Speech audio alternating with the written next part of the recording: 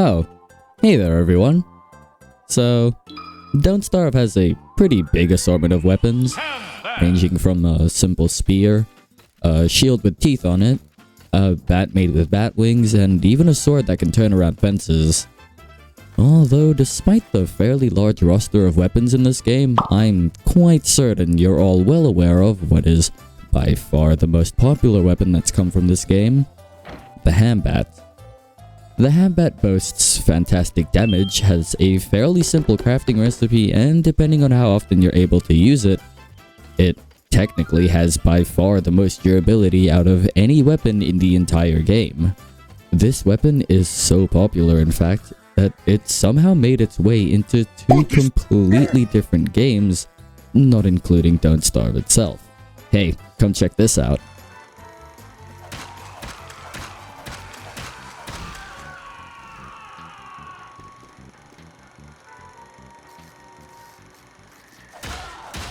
Pretty cool, huh? Or, what about this?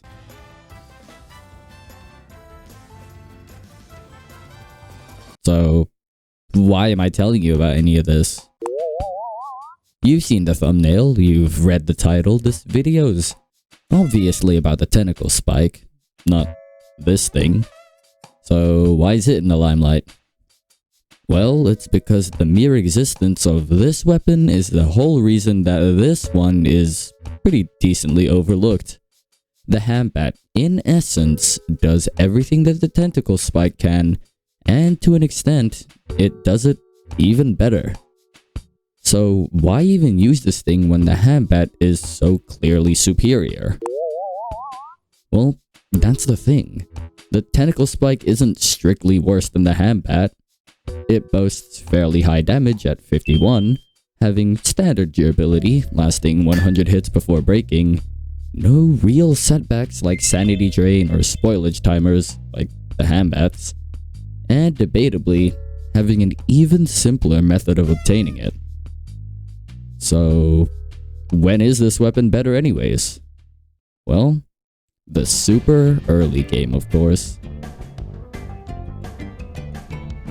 The first few days of the year is arguably the most important part of any playthrough in this game, as it consists mainly of exploration and getting information on where key landmarks are within the world.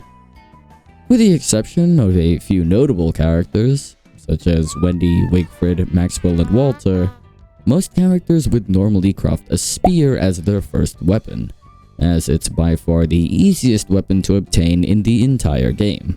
Well, with the notable exception, of course, being the tentacle spike. With a decent 50% drop chance from tentacles, tentacle spikes are fairly abundant in swamp biomes, which, while they are dangerous to traverse, the player will most likely be making their way through one at one point or another anyways to grab reeds for a birdcage. So, how do we actually get one of them? Tentacles do pretty big damage, and the time spent attacking them could be better spent just exploring the world more. Information is vital after all. Well, the solution lies in these little fellas.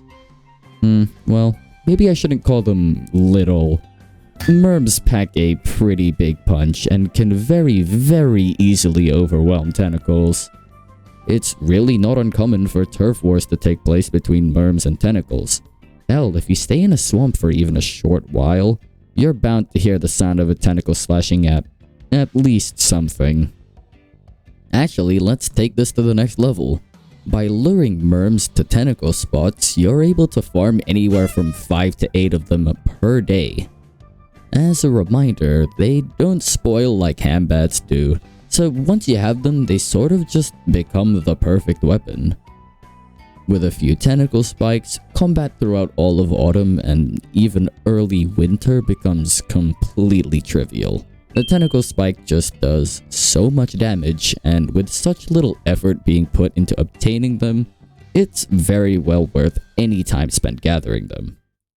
But then again, it all just sort of leads back to the beginning, doesn't it? Here, listen to this. So why even use this thing when the handbat is so clearly superior? Clearly superior. Clearly superior. Well, this weapon is really easy to get.